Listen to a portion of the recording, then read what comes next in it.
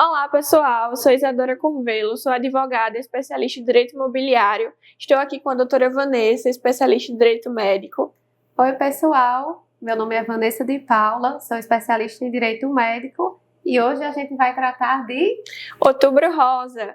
Vamos trazer um quadro muito legal aqui falando sobre a prevenção contra o câncer de mama e também alguns aspectos muito interessantes sobre o empoderamento feminino, sobre a liderança, sobre como a mulher tem se portado aí perante a sociedade.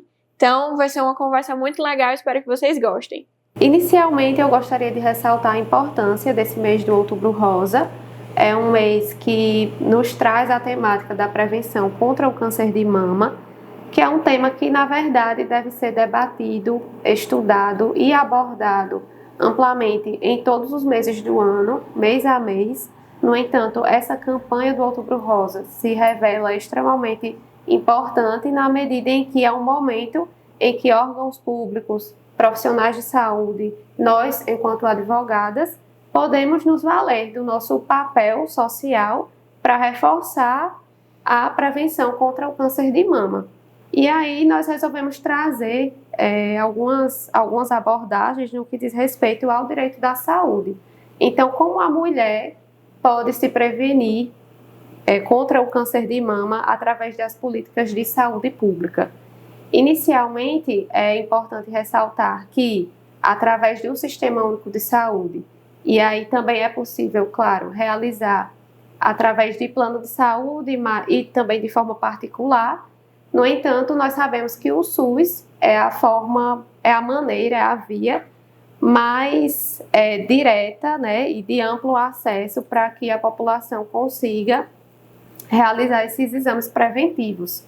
E também nem todo mundo tem plano de saúde. Com relação aos direitos da saúde da mulher, e inclusive homens também podem ser acometidos pela doença. No entanto, de forma bem mais significativa, nós sabemos que as mulheres é que são acometidas. É importante também salientar que devem ser realizados exames preventivos nas mulheres.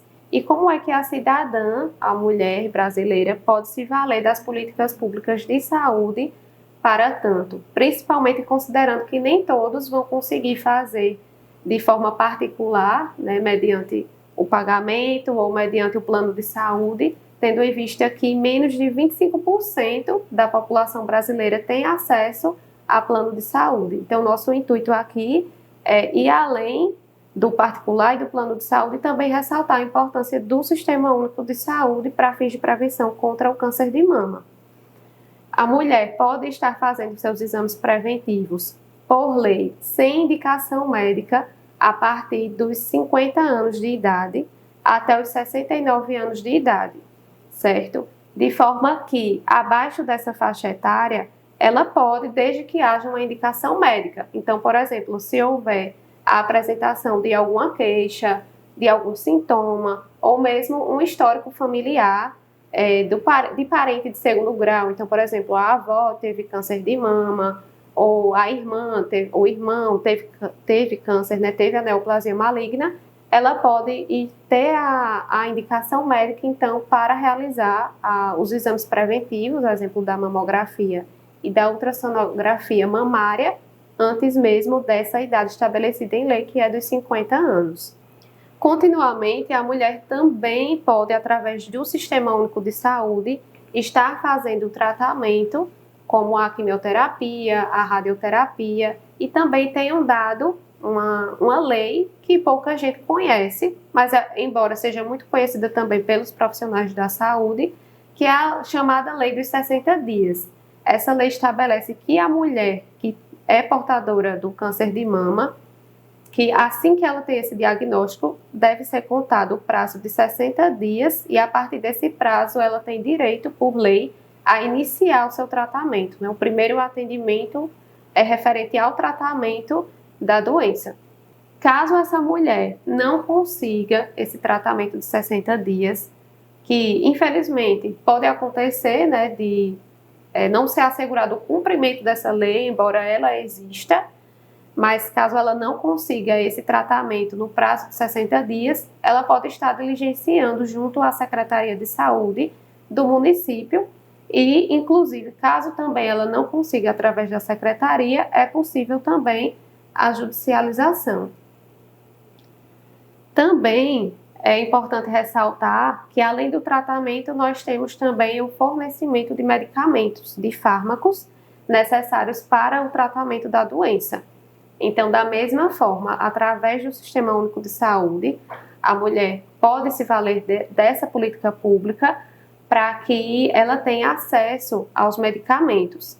Claro que existem grandes discussões a respeito de medicamentos que são ou que não são incorporados ao SUS, há registro na Anvisa. Então, caso a caso deve ser analisado, o caso concreto deve ser analisado para averiguar se essa mulher vai ter direito pelo SUS ou não, ressalvada a possibilidade de judicialização. Então, a mulher, dependendo dos critérios, né, se esses critérios estiverem devidamente preenchidos, ela pode estar judicializando para conseguir, através do governo, o fornecimento do fármaco. Lembrando que é imprescindível que hajam evidências científicas e também que essas evidências demonstrem a imprescindibilidade daquele fármaco na vida da mulher, no sentido de que nenhum outro medicamento que é ofertado pelo SUS vai substituir o que está sendo pleiteado judicialmente.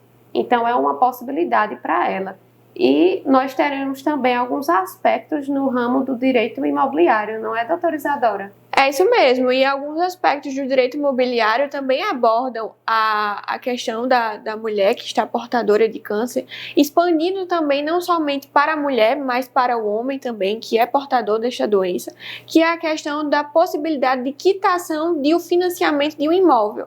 É claro que ele tem que cumprir alguns requisitos, como, por exemplo, ser beneficiário do INSS, ter adquirido essa doença antes do financiamento e também que essa doença tenha deixado ele impossibilitado de trabalhar, ele ou ela. E aí, através desses aspectos, a pessoa pode procurar os seus direitos jurídicos e conseguir a quitação total do seu financiamento. Então, é uma questão muito legal que nem todo mundo sabe, mas que a pessoa pode procurar os seus direitos e conseguir essa quitação. Perfeito, doutora Isadora. E também é importante ressaltar alguns aspectos relacionados ao direito previdenciário.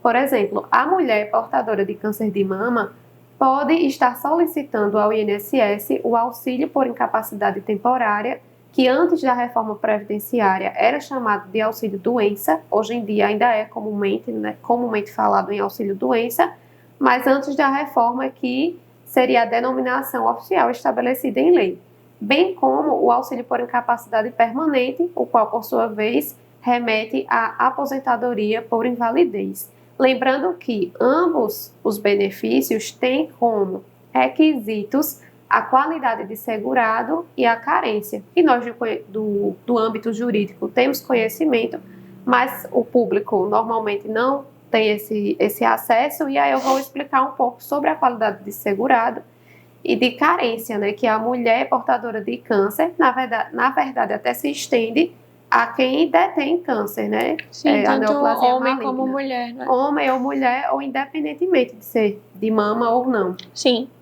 Então, essas pessoas não precisam preencher o requisito da carência, mas tão somente da qualidade de segurado e também da incapacidade, né, da impossibilidade de aquela mulher se manter exercendo as suas atividades habituais no mercado de trabalho.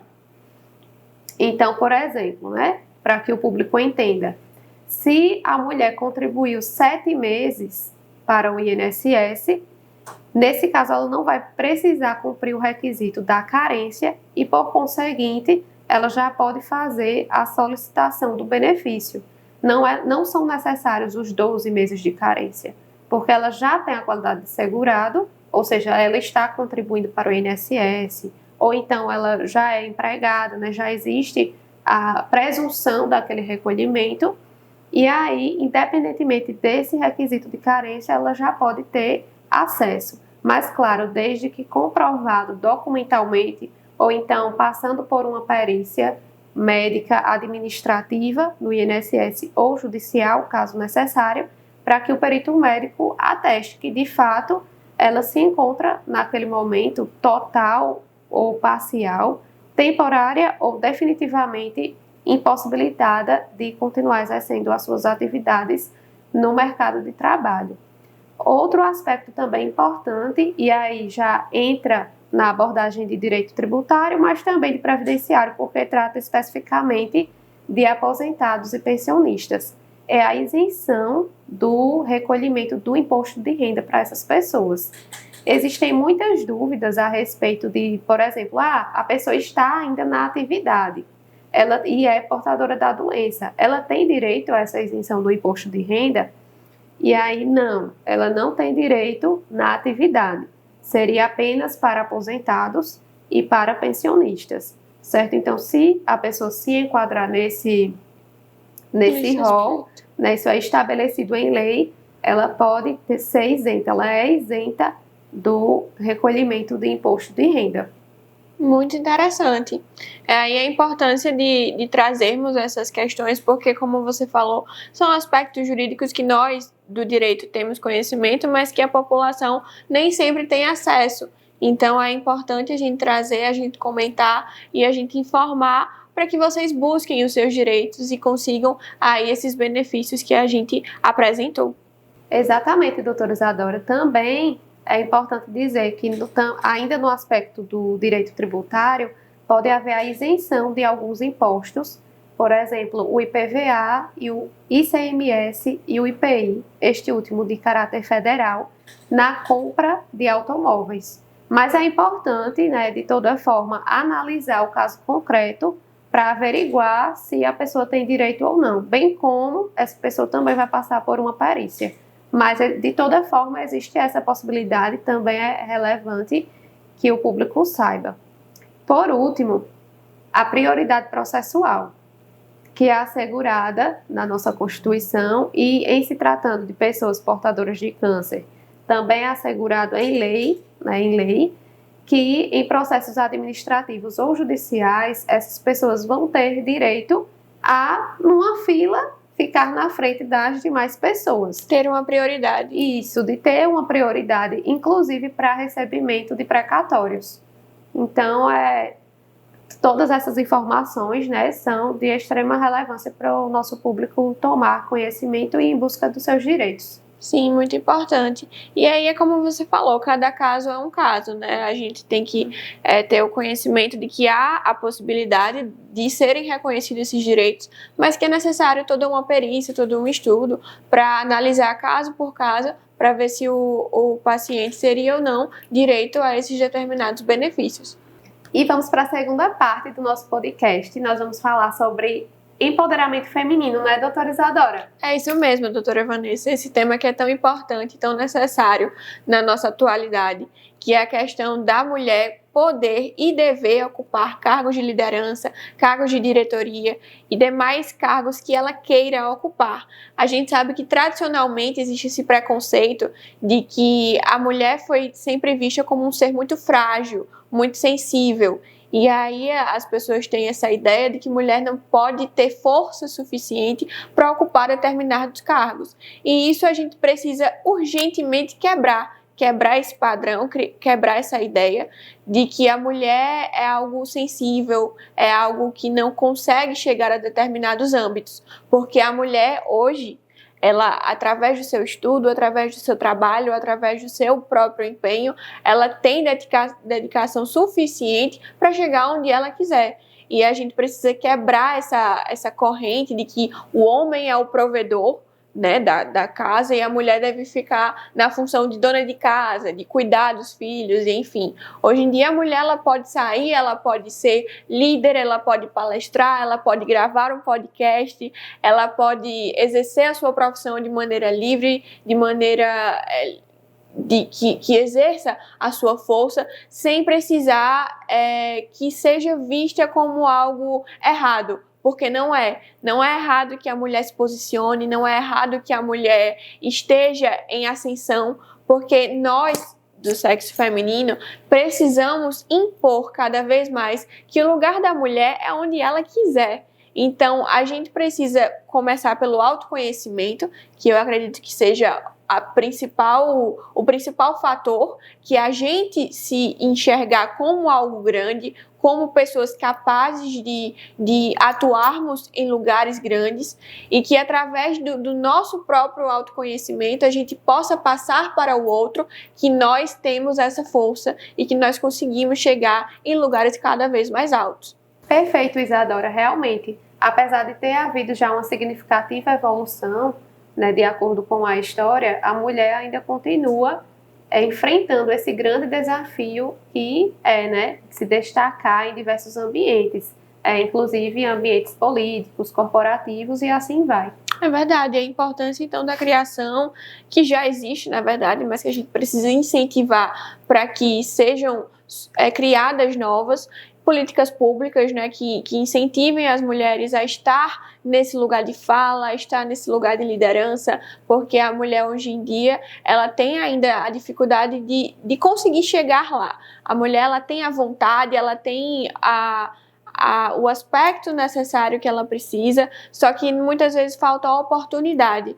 Então, que a gente possa incentivar cada vez mais a criação de políticas públicas que possam reforçar a necessidade da presença da mulher nesses ambientes. É verdade. E não apenas a criação, conforme também você já havia alertado, mas também no sentido de serem realmente implementadas essas políticas, né? Exatamente. Que de fato essa mulher possa se sentir à vontade para estar nesses ambientes. Então, por exemplo, nós temos um princípio no nosso âmbito jurídico que é o princípio da isonomia dentro do direito tributário. E aí isso me lembrou quando você falou da parte de o homem ser o provedor e tudo mais, da questão financeira mesmo. Isso me lembrou um fenômeno mercadológico chamado de pink tax, que significa, a tradução seria imposto rosa ou taxa rosa. Segundo esse fenômeno mercadológico, a mulher, ao comprar um determinado produto, que pode ser equivalente ao produto comprado pelo homem, ela acaba pagando mais. E isso é importante ressaltar, tá? Que não é um fenômeno tributário, é um fenômeno mercadológico reconhecido por especialistas mundialmente. E aí o que acontece? A mulher, ao ter acesso àquele produto mais caro, que às vezes não tem acesso também, mas ao efetuar a compra desse produto mais caro, acaba incidindo também um tributo de um valor mais alto. Então veja como até isso impacta, né? Nós temos o princípio da isonomia, ou seja, o nosso ordenamento jurídico protege, mas existe essa força externa, esse fenômeno mercadológico, que acaba repercutindo até mesmo no âmbito tributário, em que seja assegurado a isonomia, tanto para homens, né, considerando tanto homens quanto mulheres. É isso mesmo, e a questão financeira é até um assunto delicado ainda para a mulher hoje em dia, porque erroneamente foi muito pregado de que o homem sendo o provedor, a mulher não teria direito a administrar o seu próprio patrimônio. E aí, hoje em dia, algumas mulheres ainda têm receio de como exercer a função de administradora, né, dos seus próprios recursos, enfim. Então, a gente precisa incentivar cada vez mais as mulheres a ocuparem esses lugares de ascensão, né, de que elas podem sim administrarem os seus próprios bens, construir o seu próprio patrimônio e ocupar lugares que antigamente era difícil de se encontrar as mulheres. Ou seja, de realizar investimentos, né? Exatamente. Realmente existem dados nesse sentido. Existem dados nesse sentido de que os homens acabam investindo mais. Mas o fato de a mulher não investir não é decorrente do fato de não saber, de ausência de conhecimento. Não, mas muitas vezes por essa ideia que você mencionou. Essa ideia errônea de que a mulher não é capaz de administrar os seus próprios bens. E aí muitas mulheres têm receio de fazer investimentos, de cuidar do seu próprio patrimônio, atribuindo isso ao homem, quando na verdade ela é extremamente capaz para isso. Perfeito. Pessoal, esse foi mais um episódio do nosso podcast Conversa Legal, né, doutora Isadora? É isso mesmo, foi um episódio muito legal, muito bacana. Espero que vocês tenham gostado e no próximo teremos mais novidades. Isso mesmo, até mais!